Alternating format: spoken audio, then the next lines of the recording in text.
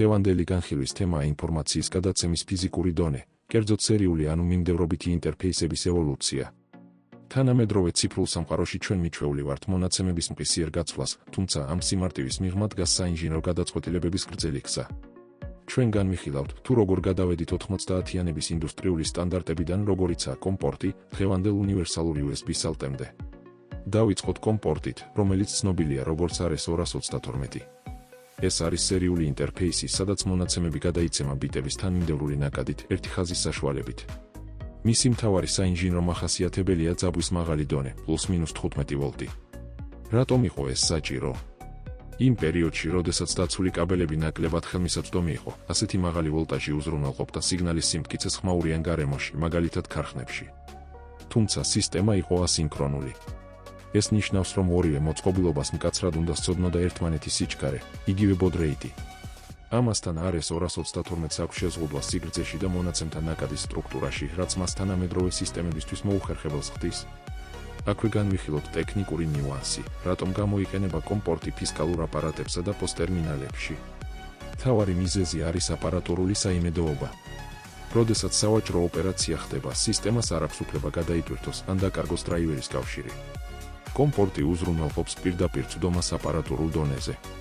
ოპერაციული სისტემის დონეზე ის არ საჭიროებს კომპლექსურ დრაივერებს, რაც ამცირებს პროგრამული შეცდომების ალბათობას, რაც კრიტიკულია ფისკალური უსაფრთხოებისთვის. სრულიად განსხვავებულ მიდგომას გვთავაზობს USB, ანუ უნივერსალური სერიული სალტე.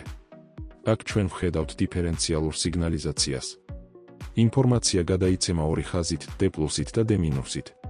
ფიზიკურად ეს ნიშნავს, რომ ერთი ხაზი ატარებს სიგნალს, ხოლო მეორე მის ინვერსიულ ასლს. როდესაც ხმაური გარედან ზემოქმედებს კაბელზე, ის ორივე ხაზზე თანაბრად მოქმედებს, რაც მიმღებ მოწყობილობას საშუალებას აძლევს, გამოაკლოს ეს ხმაური და დაიტოვოს სუფთა მონაცემი. სწორედ ამ მეთოდმა გახადა შესაძლებელი სიჩქარის ზრდა კილობიტებიდან 40 გიგაბიტამდე წამში. გარდა ამისა, USB არის არა მხოლოდ ინფორმაციის მატარებელი, არამედ ენერგიის წყარო. თანამედროვე power delivery-ის ტექნოლოგია საშუალებას აძლევს USB-ს, მიაწოდოს 100 ვატი და მეტი სიმძლავრე, რაც ნიშნავს, რომ ერთი კაბელით შესაძლებელია ლეპტოპის დამუხტვაც. ეს არის რადიკალური განსხვავება კომპორტისგან, რომელიც მხოლოდ მონაცემთა მიმოცვლაზე იყო ორიენტირებული. თუ შევადარებთ ამ ორ სტანდარტს, დავინახავთ მკაფიო ტენდენციას, ტექნოლოგია მიდის უნივერსალურობისკენ. კომპორტი მოითხოვდა სპეციფიკურ კონფიგურაციას თითოეული მოწყობილობისთვის.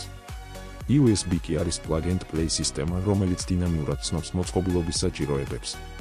თუმცა, უნდა აღინიშნოს, რომ ორივე სისტემა იყენებს ბუფერებს მონაცემთა დროებითი შენახვისთვის. USB-ს შემთხვევაში ეს ბუფერები გაცილებით დიდია, რაც საშუალებას იძლევა დიდი ფაილების ნაკადურად გადაცემა შეფერხების გარეშე. ამრიგად, ჩვენ დავინახეთ, როგორ გარდაიქმნა მონაცემთა გადაცემის საშუალებები მარტივი სერიული კავშირიდან რთულ, მრავალფუნქციურ სალტემდე. ეს არ არის მხოლოდ სიჩქარის ზრდა, ეს არის ინფორმაციის მართვის ახალი დონე, რომელიც დღეს თითქმის ყველა ელექტრონული მოწყობილობის გულში დევს.